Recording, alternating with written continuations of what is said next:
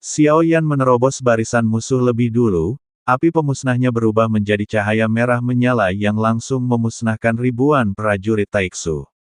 Namun, di lautan luas prajurit Taiksu, hal itu tidak menimbulkan banyak gangguan. Menggunakan teratai amarah Buddha sekarang akan sangat efektif, tetapi itu tidak akan berhasil, karena prajurit Dewa Si juga bercampur di dalamnya. Dalam situasi ini, Xiao Yan tidak dapat melindungi semua orang dan pasti akan melukai dirinya sendiri, jadi dia tidak dapat menggunakan metode ofensif yang luas seperti teratai amarah Buddha. Yang mulia dan yang lainnya terlalu banyak, mereka akan melemahkan kita cepat atau lambat. Teriak seorang prajurit Dewa Si. Xiao Yan mendongak dan melihat ribuan kapal Dewa Void melayang di atas medan perang seperti raksasa yang sunyi. Di bawah setiap kapal, aliran prajurit Taiksu terus mengalir keluar seperti air terjun. Xiao Yan mengerti bahwa semua prajurit Taiksu dan baju besi Dewa Void di hadapannya ditempa dari sumber energi ilahi. Mari kita berjuang bersama. Xiao Yan hanya mengucapkan satu kalimat ini. Setelah memilih untuk datang ke kekosongan Laut Barat, dia sudah mempersiapkan diri untuk menghadapi apapun. Sosoknya berkedip tanpa henti, setiap langkahnya melepaskan kilatan cahaya merah tua yang tak terhitung jumlahnya, sebuah pertanda kematian baginya. Boom, boom, boom, prajurit Void yang tak terhitung jumlahnya meledak menjadi awan kabut darah yang terus-menerus, daging berhamburan di mana-mana. Dia tidak menggunakan teknik lain. Hanya dengan api pemusnahan, Xiao Yan lebih dari mampu menyapu bersih boneka-boneka Void tanpa jiwa ini. Setengah jam kemudian, pertempuran berubah menjadi pembantaian yang lebih brutal. Pasukan Void tidak lagi mengejar formasi, melainkan terpecah menjadi kelompok-kelompok yang lebih kecil, menyerbu legiun ilahi Si seperti belalang dari segala arah. Mereka tidak takut mati, karena mereka bukanlah makhluk hidup sejati. Terlepas dari biayanya, Su Shen Hao tampaknya menyediakan pasokan bala bantuan yang tak ada habisnya. Xiao Yan telah kehilangan hitungan berapa banyak musuh yang telah dia bunuh. Kemanapun api pemusnahan lewat, prajurit Void berjatuhan dalam jumlah besar, namun penglihatan mereka hanya dipenuhi dengan bayangan yang tak berujung dan luas. Pakar sensi yang berlumuran darah di sampingnya memasang ekspresi gila, seolah-olah dia sudah gila karena membunuh. Xiao Yan tidak banyak bicara, tetapi malah membantai tanpa henti seperti dewa. Tampaknya Yang Mulia masih peduli dengan hidup kalian. Tetapi terlalu sedikit tokoh kuat dalam sistem ilahi. Membuang-buang energinya untuk memperlakukan semut-semut ini seperti ini. Layar cahaya di depan Void Lord berkedip-kedip menampilkan pemandangan pertempuran di depan. Tiga dewa dan Qiyun dapat dengan jelas melihat apa yang terjadi. Semakin banyak mereka membunuh, semakin baik.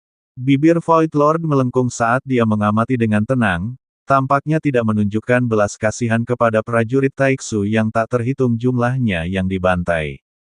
Dia sepertinya memiliki rencana lain.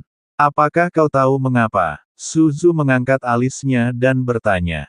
4 orang, penuh luka, tergantung dari langit-langit.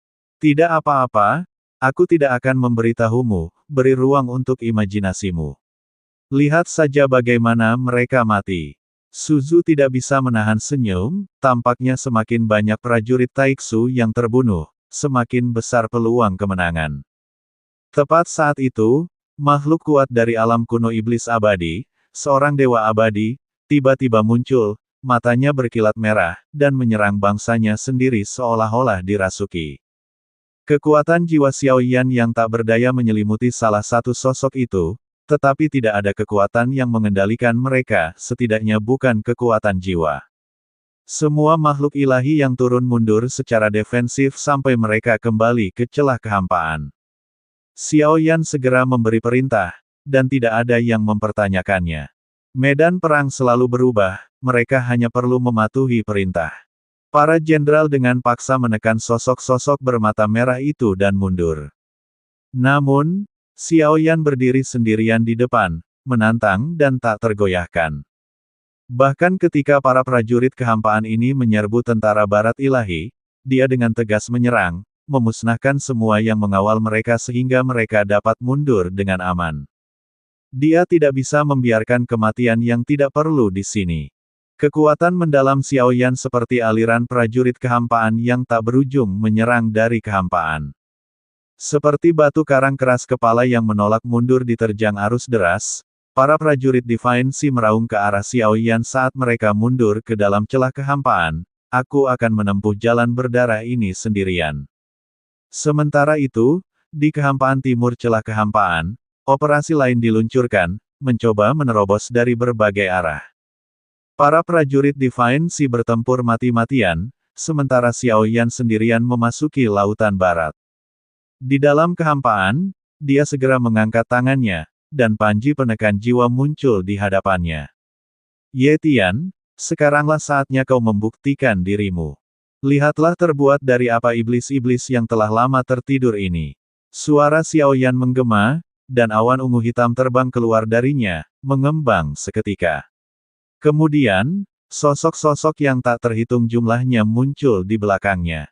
Iblis ini adalah nomor satu di dunia. Jika dunia telah melupakanku, maka biarkan dunia mengingatku lagi. Suara Ye Tian menggelegar, dan pasukan iblis yang tak terhitung jumlahnya, meskipun tidak sebanyak di kehampaan. Dalam hal kekuatan tempur, mereka bahkan lebih unggul. Pada saat yang sama, Xiaoyan membuka telapak tangannya, dan panci ilahi bermata 9 muncul di dalamnya. Dari 9 tokoh kuat di dunia yang luas itu, 7 telah muncul, dan 2 lainnya masih belum ditemukan. Kami memohon kepada para senior di dalam panci ilahi untuk membantu kami. Sensi sedang menghadapi pertempuran besar, kami berharap para senior akan membantu. Suara Xiaoyan terdengar, dan segumpal kabut putih dari rubah ilahi bermata 9 melayang keluar, menyebar di sekitarnya. Awalnya, itu hanya kabut abu-abu keputihan yang samar, tetapi dalam sekejap mata, kabut itu meluas seperti tsunami, menyelimuti kehampaan. Xiaoyan juga merasakan anomali, kekuatan jiwanya telah menutupi seluruh medan perang. Dia jelas merasakan kekuatan hidup yang sangat besar yang terpancar dari kabut putih itu. Aura itu kuno dan luas, membawa ritme yang berasal dari sumber yang sama dengan dunia sensi, namun berbeda darinya. Kabut putih itu semakin menebal, secara bertahap menyelimuti sebagian besar medan perang. Dari dalam kabut terdengar raungan naga yang dalam dan panjang. Suara itu seolah melintasi zaman yang tak berujung, bergema dari era purba. Prajurit Void yang tak terhitung jumlahnya bergegas ke dalam kabut putih, hanya untuk mengeluarkan jeritan melengking. Tubuh mereka mulai membusuk dan larut seolah-olah terkikis oleh racun yang mengerikan. Ratusan prajurit Void berubah menjadi nanah di dalam kabut putih, hanya menyisakan armor dewa Void mereka.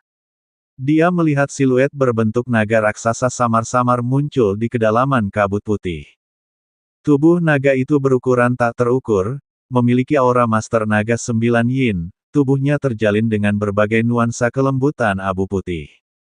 Hanya sesekali, selama pergerakannya, ia memperlihatkan sisik atau setengah tangan, tetapi bahkan siluetnya memancarkan tekanan yang mengerikan. Itu adalah naga hitam agung dari ras naga kuno, perlahan melintasi medan perang. Dimanapun ia lewat, prajurit Void berjatuhan berbondong-bondong. Naga kabut raksasa itu berani mencuri kejayaan iblis ini. Sungguh hina. Pelan-pelan, semua iblis surga malam menyerang. Situasi langsung berbalik. Bahkan para prajurit Void yang tak terhitung jumlahnya pun tidak mampu menahan Master Pujue. Sekarang, trik apa lagi yang kau punya? Kelopak mata Void Lord berkedut saat ia memperhatikan variabel-variabel yang muncul di layar cahaya.